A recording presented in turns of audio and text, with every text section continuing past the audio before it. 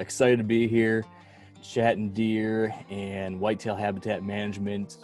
If you're not familiar with who I am, really quickly, I'm the host of the Wired to Hunt podcast, team member over at Meat Eater, the host of the Back 40, which is our new whitetail related show. And I think that the only, maybe not the only, but I think the value that I've tried to bring is going into the whitetail space and trying to speak to every single possible expert and authority out there that I could over the last decade. Soak in as much knowledge as I possibly can, and then guinea pig it, sharing it with everybody through the podcast. So kind of how I've approached this whole whitetail thing and habitat stuff especially is speaking to people like our co-host, Jeff Sturgis, who has decades of experience in trying to pull out every little bit of added knowledge I possibly can and then test run it along the way and sharing my failures and my occasional successes. So I think what I bring to the table is that diverse set of viewpoints I've digested and then tested along the way. And Jeff is one of those resources that I did get to pull from in a pretty strong way over the years. And we've actually got to work together on several projects. I'm sure he'll be able to speak to a whole lot of specific things he's worked on. But what I'm happy to answer any questions about tonight once we get into it is, what I've been doing over the last 10 years that I've been doing this myself, what I've learned from all these people I've interviewed on the podcast, and then also what we're doing over at the Back 40, trying to transform a small piece of ground into a wildlife paradise for all species, whether it be whitetail deer to butterflies to small mammals, turkeys, you name it. So that's been a heck of a project that we're still trying to push forward with, despite the current trying times. But it's been a fun challenge to take on. So that's me. And Jeff, would love to hear from you too. Yeah, that's a nice intro, Mark. Now I have to try to top that or match it. But anyways, yeah, it's fun to have gotten to know Mark over the years and really make sure I push the right button here. Is that okay, Bridget? I think so. There he is. We see it. Cool. The big reveal. But no, it's been great to get to know Mark over the years, and I visited with hundreds of clients around the country, and what I do is I design whitetail properties. And so with that, I love to write, create videos. So I have a few books out there, but really throughout the entire year, I basically immerse myself in whitetails. And much to the dismay of my wife, sometimes it is more of a 7-day-a-week, 365 type thing, whether it's answering questions on YouTube, Instagram, social media, or actually being out in the field. I'll work on about 135 client lands this year. And what I like about that is I get to scout whitetails for a living. And it's interesting because my business is called Whitetail Habitat Solutions, but really what I talk to clients about this, readers, viewers, but if you're putting a bullseye out and you're really putting whitetail in the center, then it's really all encompassing. Whitetails are creatures of diversity, of edge. And so it's pretty hard to create a whitetail property, a good whitetail property, and not create a property that includes a lot of different wildlife species, like what we try to do on the Back 40 at Mark's and the Meat Eaters and looking at that. So pretty cool because I get to meet a lot of really passionate whitetail people like you, and Mark is one of those people. It was kind of funny. I'll just tell real quick about, I think 10 years ago, I'd get a notification on my website that, through email, that there's this Wired to Hunt thing that would attach itself and was sharing articles. I didn't understand it for, I don't know, might have been a year or two. And a lot of people still don't. And I don't know, Mark, how we even met or how we first talked, but I figured out it was Mark Kenyon, and he was just tagging me basically on articles that he put on Wired to Hunt. And, it was truly an honor back at that time. So I got to know Mark a little bit and going forward, and, the rest is history, but it's been pretty cool to keep tabs on Mark and to, even just hang out with him last year and throughout the years. He wrote the foreword for my second book, my food plot book, in 2014. So that's, we go back even further than that. So anyways, I love meeting a lot of passionate whitetail people like you guys. And so I was really looking forward to this chat, let alone with Mark, but all of you too. We're happy to open up to questions if anyone wants to kick it off. I think we'll just chat about whatever you guys want to talk about. So I've been pretty fortunate to hunt on some family land for the past 15 years. Anything from whitetail to dove, duck, small game. I'm getting to the point in my life where I'm kind of interested in buying my own land. So my question really is, what are the key characteristics that you guys would really keep an eye out for? Is it things like access to water, types of vegetation, your neighboring properties, your neighbors themselves? What are those key things that you guys would really kind of hone into when looking for property? I guess I could give a brief intro on that, maybe to kick it off, because I just did this. Well, Jeff, you've kind of been doing it pretty recently too, I guess. But Yeah. I was in charge of finding and purchasing the back 40 for meat eater. So I had to go through this process last winter. And it's one of those things where, at least I'd always imagined, like, oh, if I ever had the resources to buy a farm, that's the hard part, is getting the resources to do it. Then it's just a piece of cake. I can go find my dream farm. It'll, drop out of heaven like manna, and I'll have big bucks and everything you ever dreamed of. It's just that easy. Of course, it's not quite as easy as that, especially when you've got a certain set of criteria like you listed to try to make sure you pick the right place. So I'll lead off with just a couple of the first things I was looking at, and then I'm sure Jeff can dive into a whole bunch of different details. But I'll tell you, there's a couple really core things. Number one, at least in a highly pressured state like in Michigan, something I've found unique to my area in these places is that you need something that's going to keep deer in the area that reach those older age classes, if that's your goal. So I guess that I should preface this by saying one of my goals has always been to try to have older deer to hunt. And so that's usually a unique thing in parts of Michigan, like where I live. So to do that, I'm usually looking for some kind of unique feature that will allow some bucks to make it through to an older age class. So that's something like either properties nearby that don't allow hunting, so some kind of sanctuary. Maybe that is a large swamp. Maybe that is incredibly rugged terrain of some kind, something that's going to keep the majority of guys from going in there. So in the case of the back 40, it had this large swamp right in the middle of it that then connected into a much larger wetland system. And especially in Michigan, I know that if I can find terrain like that, you've got a chance of some bigger, older deer. So that's one type of thing. And then secondly, you mentioned it, the neighborhood, I think matters so much. Who your neighbors are, the types of goals they might have, the ways they're approaching hunting and managing all of that.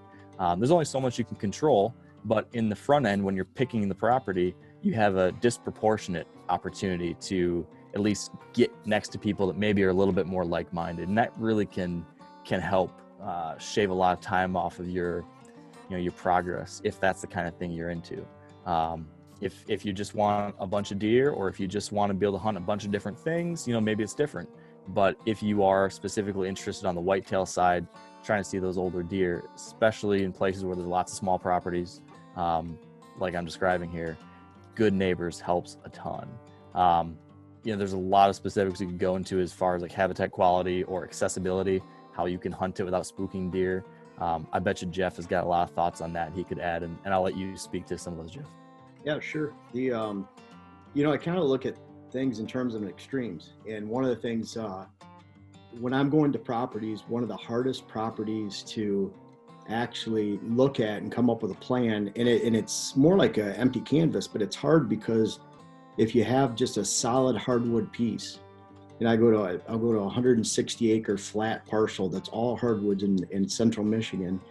And it's so difficult because the person has a lot of bulldozer work and diversification, and they have a lot of boots on the ground and labor, not to mention cost, to turn that parcel into something that's diverse and attractive and has edge, not only for whitetails, but all species of wildlife. So you look at that on one extreme, but when I go to a property and I get that initial aerial photo, and there's different patches of types of habitat, timber, all different kinds of lines of habitat where you have old timber meeting young timber, upland, wetland, not to mention if you add some topography in there. So when you have all those pieces of edge that go together, and it makes the property actually more complex, that complexity is a good thing, because then you can actually move deer naturally within those edges. You can put the pieces together a lot easier. And what I find is it's kind of an interesting, and like Mark said, your neighbors, I love big neighbors, for example. If you have a lot of big neighbors, it's always good to be the small guy, the little guy in the neighborhood, because then you could take advantage of some of those big parcels if you look at that way. But I really like, as a general rule, it seems like just looking at properties and really kind of gauging where they're at is the lower the timber value, the higher the wildlife value. And that speaks to diversity and edge. And Mark, how much timber value is on your property, the back 40? Not very much at all. There might be, if you took the timber out, you wouldn't have any fence rows. Yeah. Look at it that way. So there's lots of diversity there. I love having a percentage of open field, whether it's pasture or idle ag land or ag land that you can convert, because right away you can put in a mixture of switchgrass or warm season grasses more towards the south, so that you can actually have grass standing all winter. That'll be determined on where you're at. But then you can have pockets in there, or 50% or 60%, that includes pollinator pockets. You can plant shrubs, hardwood regeneration, native regeneration, early successional growth. So you can add a lot of diversity really fast in open ground, and again, the opposite is that hardwood piece. And so, when you have those big neighbors and you might have a couple different access points and you have a lot of low quality timber, you have some open ground, that would meet all those pieces of diversity that you can add into there. And so when I go to properties and I see all those pieces and I see that diversity and you look at it from the air, kind of have a general rule, if you add up the amount of edge that surrounds that parcel, if the amount of edge within that parcel, say a food plot edge, an ag field edge, old timber versus new timber, wetlands, upland, topography, maybe a waterway, if that amount of edge on the inside of that parcel is several times greater, 10 times greater, 12 times greater than that exterior edge, then you have a good piece. So really diversity, edge, edge, edge. Awesome. Thank you so much. Yeah. I'm originally from Michigan. I've hunted a lot of the same tracks I think Mark Kenyon has, as far as Manistee National Forest, and kind of cut my teeth out there. Nice. Throughout my travels through the military and things like that, I'm really stuck with a lot of small tracts of land, and as kind of a knocking on doors a whole lot. Earlier in my career, I was always aggressive, and I got a lot of success that way. And I would say some of it was, I really didn't care what happened at that property, because I was probably leaving in 6 months anyway, as far as my immaturity and my woodsmanship back then. But my struggle right now is I've come to where I'm almost being too careful all the time. And I'm struggling to kind of find a way to, because I'm kind of in my roots now here in Virginia for now. And I've been hunting the same, 15 here, 20 here, 30 here, maybe 100 over here. To where I have minimal access as far as what I can change to the property. I can put a little food plot here and, maybe do some hinge cutting over here. But I can't do what I do with the properties I manage out in Kentucky where I guide. So I'm really trying to figure out what can I do to these small tracts of land, without take the boundaries away, just to give me some more ideas and add to the group. But what can I add to these properties where I can be more aggressive? I lack the sanctuary areas where I know if I do bump a deer, they're going to go to my property, they're going to stay there, they're going to be safe. Eventually they'll come back. I'm struggling because I'm a little too careful now, and I'm losing that edge to me. I haven't seen a 160-inch buck in about a year and a half, and it's starting to hurt me. But no, I mean, my aggressiveness has come way down. I'm mentoring more folks where, I want to be a little more careful. I want to make sure that I'm doing the right things and that. But anyway, I'm just trying to find something that I have not thought of, or whatever it is, to keep those bucks coming back and keeping the does coming in as well. I'm a scent freak. I do everything I possibly can as far as my tactics. And I'm sure there's more I need to know, but what can I do to those properties to keep bringing them back, that I know that, maybe if I make a mistake, eventually they're going to come back. And we all know whitetail, depending, but it's just a struggle for me. I'm losing my aggressiveness. I'm constantly too careful, and I just can't seem to find an edge to add to the property so that I'm comfortable knowing that I'm adding what I should be adding to these properties to keep them coming back. Jeff, do you have a long answer or a short answer, Jeff? Well, I was just going to ask, are you planting food plots or? Yeah, so I mainly hunt a brewery here in Virginia. They give me free beer to kill deer, so that's a plus. But I do have like about a little half-acre food plot there, and this year I'm actually putting in some tall grass around it, just because we're the only place I can put the food plot is it's pretty much open to people coming in and out of the brewery, maybe about 150, 200 yards. And the last 2 years, I really haven't had a problem them coming to it. It's just, I mean, I'm getting them in the dark, you know, and the further and further I go in is the closer and closer I get to their bedding. And, you know, I have some good mature bucks in there, and I'm just, for lack of better words, I'm terrified of bumping them out of there. And I'm so terrified that I didn't even get a shot at them this year. So, yeah. Mark, you want to take the short answer or the long answer? I'll give you just one thing to think about. And then I know, Jeff, you're going to have some real specifics, but I would just pass all of your decisions through one filter, which is zoom out from your properties or your specific property and look at what's around you and try to look at what's being offered around me and what's missing. And if you're trying to find a good starting point, oftentimes it is finding what's missing. What's that missing ingredient in the neighborhood? And how can you then be the person that uniquely provides that?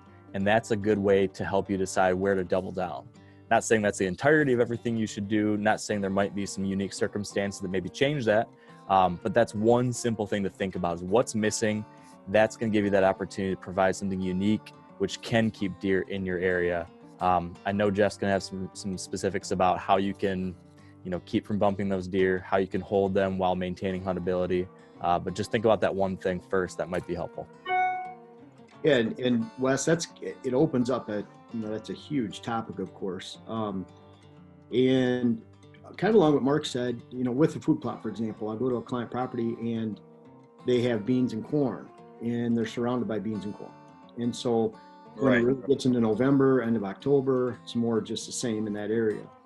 But once you have that food source picked out, to me, the food sets a foundation of movement for the entire day, especially on a property. And what I really like about food, and we'll just talk about one segment of this, because it really is a huge can of worms as far as, you know, right. But to me, the foundation, and so I have some web classes coming out, and the first one I talk about, it's called Coffee and Breakfast.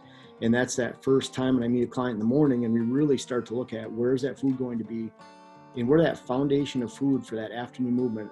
And I really like that you're screening that off because this helps.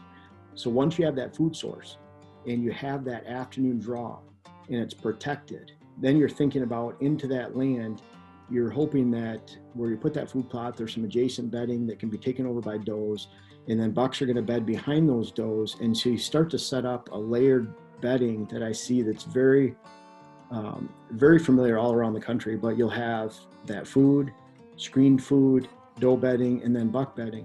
And what that allows you to do is really create an assemblage of stands where you actually can define morning and evening stands. And so that allows you to be more aggressive. Say for a morning stand, you can save those for your rut and or say opening day of gun season, where you're saying, okay, this is a morning stand because it's well away from food.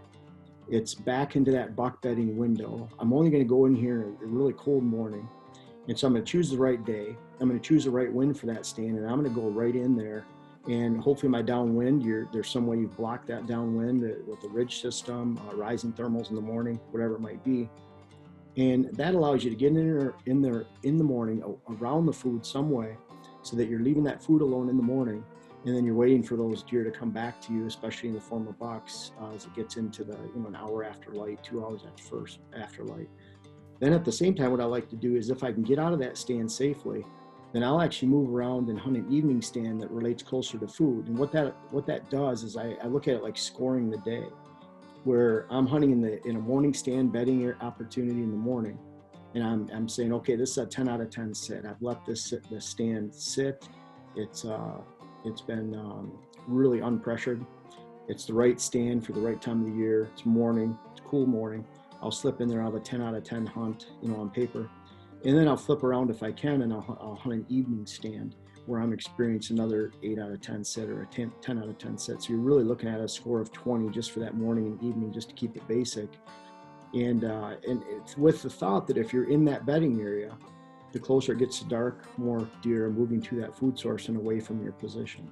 And so that's what I really like. I talk about like looking at a property and see if it passes the test. And out of 7 tests I look at, that's one of them. Can you define solid morning stands, evening stands? And a lot of it goes right back to food, that foundation of food. And I really like that you're screening that off, because if you don't have screened food sources, then to me, those deer do arrive at those food sources a lot later if they're not protected. So, and especially if you're over hunting the food. So really looking for a definition of stands by morning or evening, that'll allow you to be a lot more aggressive on one end or the other of the day.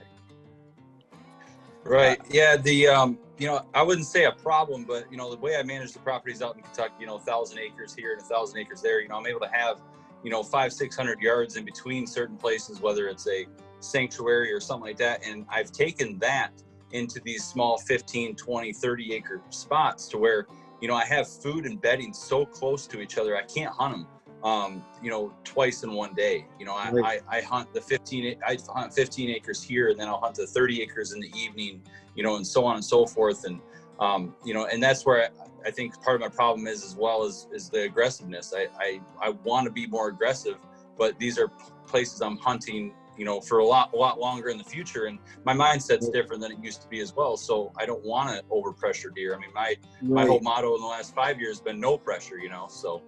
The 2 properties that I hunted mainly last year were 30 acres and 25 acres. We ended up shooting $5 off the 30 acres. We were a little greedy, but that was between, 4 of them were between 4 and 6 years old.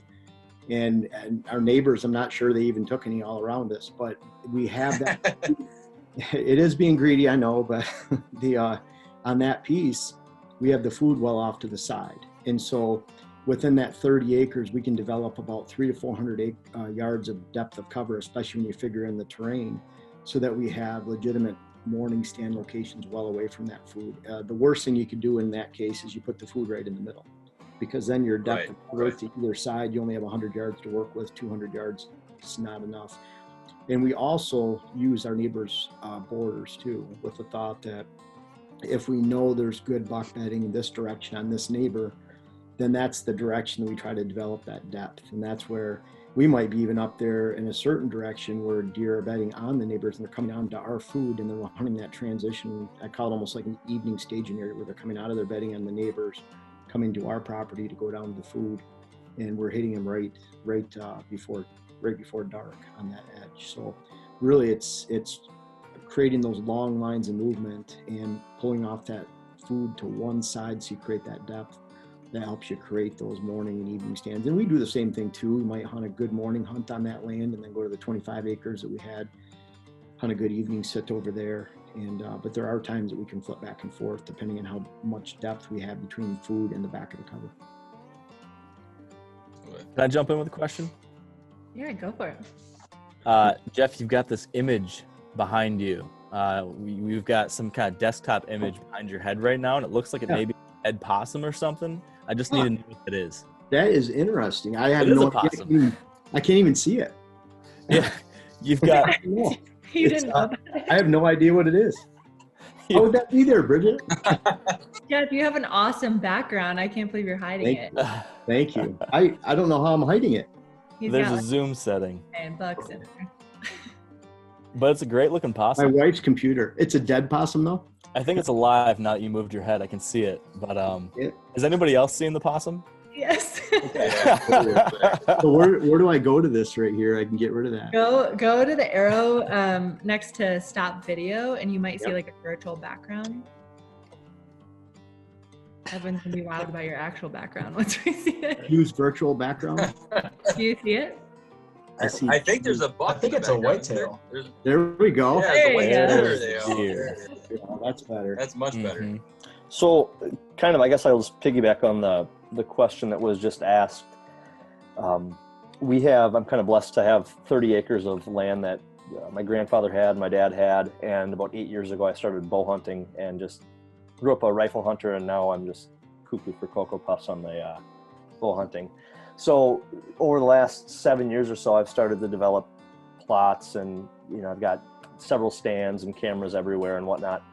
But like you were saying, Jeff, it's kind of a unique terrain.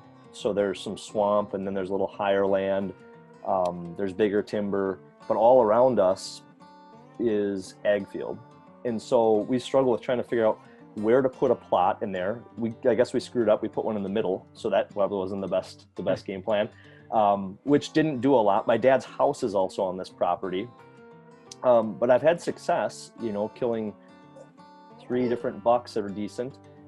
But it seems like it's every 3 years that I'm able to get a decent buck to come in there, and otherwise we're just a pass-through property. And now they've started going a different direction. So I guess my question is, how do you direct those deer?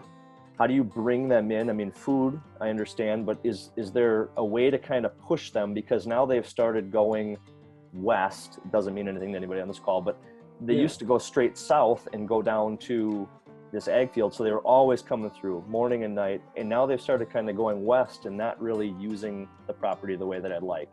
So where's your father's house? Like on the so we have 30 acres. Okay. It would be, and there's a pond, which is kind of like the southwest corner. That's not on our property. My grandparents used to live there, and when they passed, we had to sell that land. So his is kind of like I wouldn't even say the southeast corner, but more of the southeast area. The middle is open where the barn is and stuff like that. So I usually hunt most of the northwest corner, the north part of the property. We got pine trees. We got quite a diverse area in there. That's one of the problems when you have properties in ag land in general, just because the ag's always changing. Yep. And so I see that you're kind of left to the whims of the ag rotation. Right. Where you take that out, and what we do here is we have those food plots, and on that 30-acre parcel, we have about 10 to 12 acres of a valley. And if you watch any of the videos, that's about 10 to 12 acres in there. It's about 2 acres of food, and that's off to the side. So we find a lot of deer, we can house those right before dark, and then after dark, they head to their ag field of the moment. And so it's 2.25 acres, might even seem like a lot to you. To some, 2.5 acres is not much at all, but for us, we have another property is 1.75 acres, but we found that was about enough to where if we had, so you have that food off to the side. Jeff, when you say off to the side, what do you mean by that, real quick? So if you're looking at the parcel like a square, it'd be off on the east side, the south side, say right above the house, where you can't see it from the house. Yep. It's a dead end of movement where you can draw deer out to that food source every night, and you can get around it on the east side and on the south side and back up the west side to get on the north. Yep. That starts to assemble that movement where you have the deer drawing to that food source an hour before dark every day. That food source could be 2 or 3 plots. We have 3 in ours. And then going back into the woods, we're trying to compartmentalize it as much as we can, especially on small parcels surrounded by ag. Deer are used to more confining spaces. So we're trying to give them that hardwood regeneration and browse that they need during the day, whether it's taking large canopy trees out or hinge cutting. If you have the right size tree, I recommend hinge cutting on about 20% of all parcels, maybe 25 at the most. But trying to get hardwood regeneration in there and diversity so the deer to actually have something to browse on during the day. So you think about they need 2 feedings during the day, and that would be in their bedding areas. And then that 3rd feeding during daylight would be right before dark. And then after dark, you're sending them off to the ag land. And so they feed twice at dark. So you're trying to get that food to represent the bottom of the funnel of daylight movement. So then that can again set that assemblage of stands. And so the food plots really are, to me, what helps you ward off and protect the randomness of the ag fields and the whims of the ag field rotations around you. And we've got very random. We've got ag to the south and to the west, not directly on our property. The south is direct. The west is a property over, and then north of us is timber. That's where they bed, actually. So it's more pines and stuff. And they come down. They used to come straight down and go right across, and it was exactly like you said. It was great. They'd come right through morning and night. This is awesome. You only need to own 30 acres when that happens. But now they're kind of just skirting right through there, and it's like, I don't know what to plant. I don't, So that's, where are you located again? We're actually up in Wausau, Wisconsin, so not far from you. Oh yeah. I'll actually be there in a couple weeks. So cool. Down the area. But that's so I look at it like that, where you'd want food adjacent to the ag field, because you're going, whether they're going to the south or to the west, you're keeping them up to the north and northeast. That allows you to morning hunt back up in the north and northeast, and then hunt evening movement more towards the southwest. And then putting food there, really the base, if you work on greens, I really like for our area, if I'm putting heavy peas and beans on one side of the plots, and then a brassica blend on the other side, and they'll hit the brassicas pretty hard in the Wausau area. Sometimes I recommend adding peas or beans to the brassica, but in your area, they'll just annihilate them. They'll eat them right down to the dirt. So you don't want to sweeten them any more than you have to, but if you could get it up in that 1.25 to 1.5 acre food plot size, and have that next step in their daily progression of food be them going out into the ag fields, then that's the perfect scenario, because you don't care which direction they go after they hit that food plot. Okay, they go west, south, doesn't really matter. And then that gives you that greater depth too. So you have all the way up to the northeast corner where you can sit back there and wait with south winds or west winds, northwest winds on the east side, wait for those deer to come back, and hopefully, and then you're working on that bedding area right next to the food plot, so that you can try to hold does and doe family groups right against that food, so that frees up space back into your cover more towards the northeast. Right. Okay. It's good stuff. I will, I'll say we just jump to the next question asker so we can get through as many people as possible. Hello. Hey, it's Desjardins. Hi, Russ. Hey, Russ. Hi. I'm up in Canada near Thunder Bay, which is about 60 miles north of Minnesota. Nice. And I have 800 acres of, mixed boreal forest in various ages of cutting. So some of it was cut 15 to 20 years ago. Some of it was cut a couple of years ago. We've always managed to get some moose and deer off there. But now we're looking at setting up, hopefully, there's some food plots or something along those lines. We're basically wondering what would be what would be your best first step to setting up, to going about that. It's, essentially roads, various forest access roads through it, stuff like that. So it's really a blank canvas at this point. Basically looking at first good steps to go with. So I'll go rapid fire, give you one quick idea, and maybe Jeff will have a quick idea. I would say, think about the first thing I mentioned to Wes, which was look at the larger area, see what's missing. I'm guessing, based off what you described, you've got lots and lots of cover. Quality food openings is probably going to be your weak spot in the general region. So again, that's where you're going to get that higher bang for your buck when you're putting your time and money in that weak spot. So I think about that. And then of course, I think a unique consideration up that far north is just going to be, the types of food sources that will last the longest period of time. So I'd be thinking, looking carefully at what your soil can handle. So doing the simple thing of taking a soil test, making sure that you're not spending money trying to plant something that's just simply not going to work up there with your soil, with your climate. And then, I'm sure you mentioned there's various different ages of cuttings, but the native vegetation, of course, is a relatively easy way to really improve habitat too. So expanding where you're cutting and doing it in a strategic way to get those food sources where you want them, because a fresh cutting is a great food source. Being strategic about that is a simple, quick way to start achieving some of those wildlife goals. So those are just two really quick ideas to think about to start with. Yeah, I love those areas up there too. I'm actually, I think I've been up at Lac de Mille Lacs to fish walleye for the last 2 years. I think I've been up there 10 times, 5 times each the last 2 years. And I've finished a couple books up there, and I write up there. So I love getting up there. We have a little place that's not too far from me. I'm trying to think, Uppsala, up that area. Yeah, no, I have a good buddy that owns that resort in Lac de Mille Lacs. So. Really? Yeah. Okay, cool. Well, we, what's really important, like Mark said, food is just critical. Food is king up there.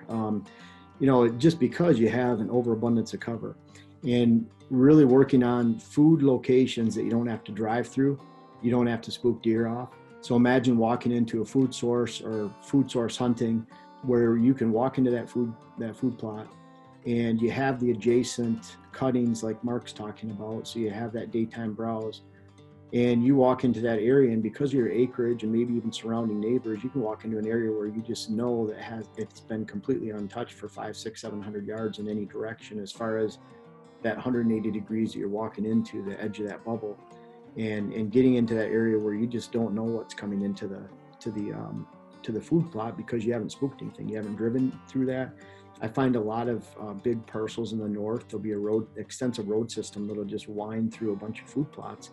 And every food plot they go through, they're spooking deer off. And so it allows those deer to educate you way more than you're educating them. And so I really like brassicas up there. I like layered rye, depending on layered rye, meaning you're putting rye down in your area, the third week of August.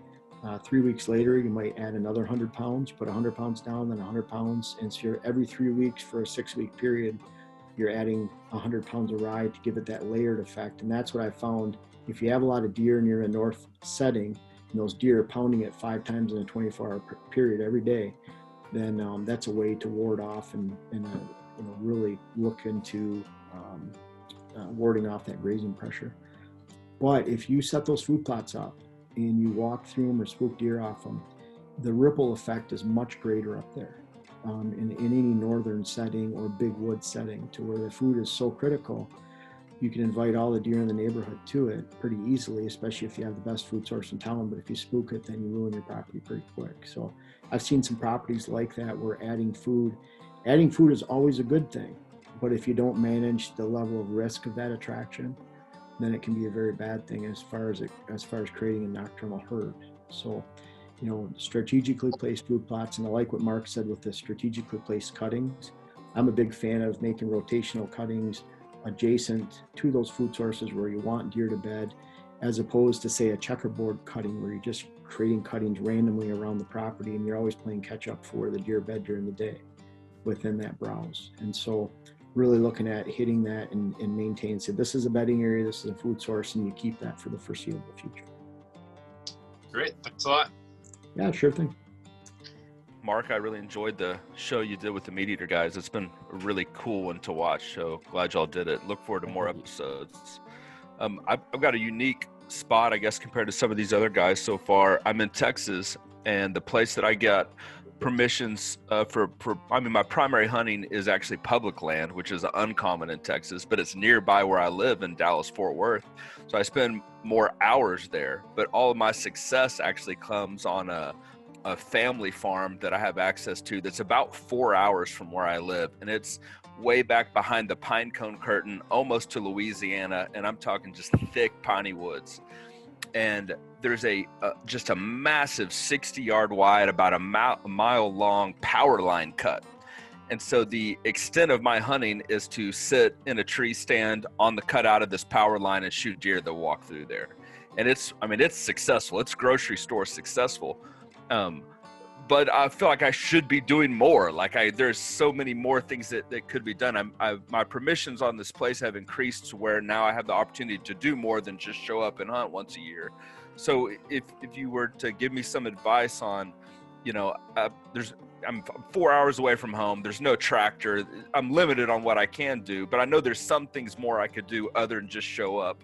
And we don't feed. We don't do anything other than shoot nice deer.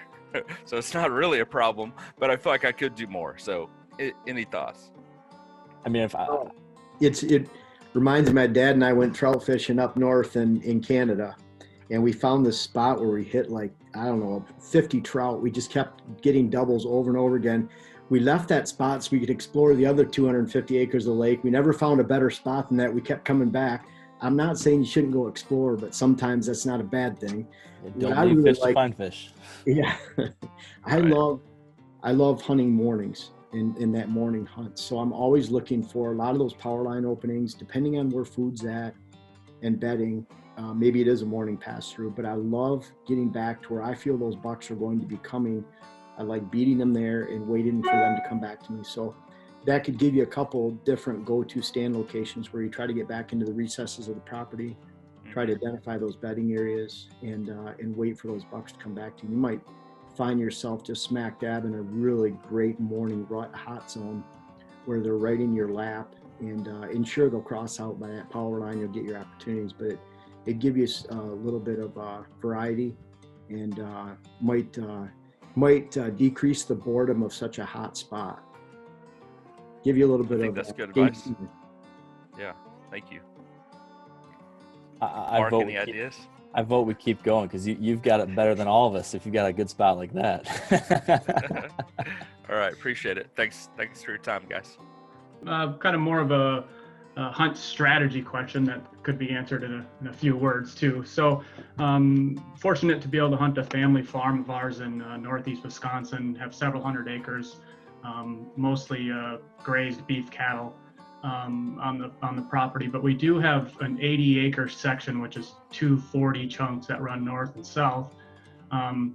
So kind of with that, the 80 is surrounded by pasture or fields, and mostly here in the Midwest we have a westerly wind. So I've kind of struggled with how to hunt the wind that's running west when, so for example, in the evening, deer are in the 80 in the cedar swamp, and at night they go out to the field. And if I position myself in between that, typically I would like to hunt with the wind in my face, so the deer are coming from the cedar swamp to me, then out to the field. But if they don't come past me, they go out in the field, which is then downwind, and they kind of blow out. So if I could just kind of get your opinion on how to hunt that type of strategy when if you don't get them where they go behind you, what kind of stuff do you do with that?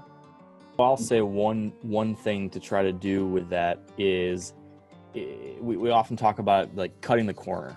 So you're trying to find a way so that you can hunt in a position where the deer are, as you described, you're going to have that wind blowing from the bedding from the west out to the east, and it sounds like there's food sources to the east. And so one thing you do is hunt to the north or to the south of where you think those most likely transition areas are to the east, so that even if they do come out behind you, hopefully most of your wind will be blowing just a little north of them or just a little south of them. Another way to think about it though, and this is riskier and it's going to depend on how well you know your 80 and where the bedding is within there, sometimes you're going to see these, especially mature bucks, try to use the wind in their favor when they decide which direction they're going to head. Now, it's going to depend on availability of food sources and everything, but let's just say hypothetically, they've got a great food source on the west side of your 80 and a great food source on the east side of their 80, and they're going to decide which way they're going to go in the evening. I'm going to guess that 6 or 7 times out of 10, a mature buck's going to prefer to head the direction where he can check what's ahead of him as he's walking out. So let's say we've got that westerly wind. He's sitting there in the middle. He's going to get that westerly wind in his face or quartering or something along those lines so that he can head to the west in some meandering fashion, depending on the terrain, and kind of get an idea of what's out there. Or if it's the rut, he's going to want to scent check where those does are. So he's going to head downwind of that. And so you can try to hunt a wind that might not look good because it's blowing into that area where he's coming from. But again, if you cut the corner, if you get just north of where he's going to be or just south of where you think he's going to be, and have that wind just barely be okay for you, but just barely be wrong for him. So that buck thinks he's in the right place, he thinks he's safe, but because you've used either your understanding of the most likely spot he's going to come through, or you use a terrain feature, maybe there's a creek coming through and you know that he's not going to, he's more likely to cross in this spot instead of this. So you can position yourself just north of that crossing. And yeah, if something comes to the east above you, you're in trouble, but you can go in there with some percentage of risk reward that's going to tell you that it's more likely not going to happen that way. So cutting the corner is one way to think about it, because every time you go hunt, there's going to be a risk.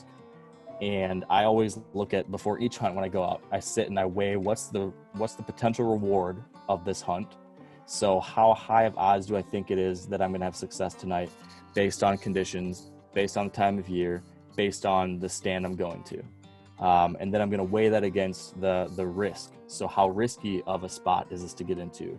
How likely am I to screw things up? And I'm going to look and see, okay, I'm willing to go and do a risky hunt, do maybe what I just described. I'm willing to do that if the potential for reward is exceptionally high tonight or this morning. So on the right wind, on the right weather conditions, a cold front morning maybe on November 1st, and I know that a mature buck was in here yesterday. If I start getting those things stacking up in the reward column, I'm much more likely to take the swing with the high risk. That's one way to think about it. And would you change that percentage as the season goes on? Take higher risks later on into November versus October? Definitely in November versus October, and then things then kind of start to trend down in December, possibly depending on, it's all different. If you happen to have a property with amazing late season food that nobody else has, then all of a sudden you've got this extra special time in December that you might want to be a little bit more careful leading into that, because you know that, hey, if I can just keep things cool until December 5th, then I've got the best thing in town. But yes, you got to think about all those things, right? Pressure from the season just stacking up day after day after day from all your neighbors. That's another thing to think about. And then available time to hunt, though. That's another variable. So how many more days do you get to go out there? If it's the last day of your hunt, go for it, man. Yeah, it's more of a calculated risk. So as you get into, it's a risk, say, to hunt the pre-rut or rut, and you go into some of those more invasive stands, but it's a lot more calculated. You're saying this weather, this time of the year, this stand, this morning stand, and you're going in to hunt. But I'll kind of piggyback what Mark said as far as hunting your corners. A lot of times I see that a buck will have a football movement. So he's starting in the same place back in that cedar swamp somewhere. And then depending on the wind, let's say there's southwest winds, he's entering from the north side and curling around. And then if there's northwest winds or north winds, he's heading to the south and curling around into the field to the east that way. Now adding, just real quick, a travel corridor. We're actually cutting out a lane for him to walk through, non-planted, where you can hinge cut deer or hinge cut trees away from that, or you're clearing cedar logs or whatever it might be to make him feel a lot more comfortable on that route coming in. So you're helping to define his movement. Also creating some logs or down trees in your downwind edge. So you're pinching them more in front of your stand as opposed to letting them get behind you. Also, mock scrapes can be a really good way to define exactly where they enter the field. So I love using mock scrapes, hanging vine, or if in that area, if you have aspen, jack pine, a beech branch, then hanging that right down in front of your stand and determining exactly where. And I'll actually cut out other scrapes in the area that are natural because I want them to key on the one right in front of my bow stand. Now, if it was a dry area, cedar swamp doesn't sound dry, but then I'd add a water hole to a spot like that too. So I'm adding a mock scrape, a water hole, a travel corridor. I'm pinching them off with some brush on either location and on the stand, so I can really determine that they're coming into those exact spots where I need them to be. And don't forget about the morning stands back in the cedar somewhere with a approaching northeast front or something like that, waiting for them to come back to you in the morning. Great, thank you both. Oh, yep. This chunk right here is ag field that we currently have on our property. This is all bedding. This is a lake. This ag field right here, we're wondering, we're trying to convert that over to switchgrass, shrubbery, whatever. What would be kind of the knee-jerk reaction for you guys? I know we're short on time here, but first read on that, first take, first thing that jumps out to you. I like the switchgrass idea. I'm implementing that very thing on the back 40 right now, based to a great deal off of some of the recommendations from Jeff. Real quick, I like heavier switchgrass towards the outside, maybe towards the lake, and then food close to that where it can still be hidden. And then onto the inside of that against the woods, expanding the bedding opportunity with switchgrass and diversity pockets where you allow for early successional growth, maybe 50% switch and then 50% early successional growth. So that is hidden within the switch, trying to maximize bedding and then screen the deer off there in that food plot towards the outside, trying to maximize the depth of that cover right there. I'm here in Annapolis, Maryland. In Maryland, baiting is legal. A lot of folks hunt over piles of corn, acorns, whatever they can get their hands on. I know a lot of the things that people talk about these days is CWD. Maryland is a state that does have CWD. I've tried to recently, in light of CWD, hunt less over piles of corn and stuff like that. But hearing everyone talk about food plots so much, and the danger, as I understand, with hunting over bait is that you aggregate deer in this one specific area where they can spread it. Do food plots increase the risk of spreading CWD in areas where there are deer who have it, or is it enough of an area that you kind of decrease that risk instead of having, one pile of corn. From everything I've read and seen from various managing agencies and biologists out there, it is the issue with bait piles is unnaturally concentrated in a very, very small area. So when it comes to a food plot or an agricultural field of any kind, there's going to be some amount of contact, but not disproportionately higher than otherwise in nature. Gotcha. Definitely. And so any time you can spread out the deer, the better. Even Michigan with their baiting, they have to, you have to spread it out in a 10-yard circle or a 20-foot circle, whatever it is. Yeah, it's all gone now, but that's what it used to be. Yeah, so that you have, but at the same time, you might find that getting away from the baiting will allow you to see more deer during the daylight hours, especially depending on how your neighbors are baiting and if they're overpressuring the bait or not too. So aside from disease concern, you might actually be able to see a few more deer during the day. All right. Thank you, guys. Yep, sure thing. Yeah. So I've got 30 acres of land that stretches acres of corn, and it's like 1,200 feet at its widest point and 100 yards around its average point. And my question is, I'm going to be hunting this alone. Will this be adding any type of like small acreage pressure to it? Would this be something that I could expect to bring in mature bucks more than one season out of the year, or should I just hunt, firearm, archery, and muzzleloader and just expect to fill the freezer with doe? That's my question. I don't think it's too much pressure. I would hunt all seasons, and really depends on, there's a lot of complexity with food sources and how you're managing your bedding areas. Think compartmentalization, so that the more tight that you can make the constrictions in an area like that, to where you have layered bedding, you have bedding change, habitat change, and if you do add food into that, then to me you have the variable set up to, even if you spooked a buck out 2 or 3 weeks later, especially in an area like that, there's going to be another buck that fills in, or that same one come back. So I wouldn't look at it as a one season hunt at all.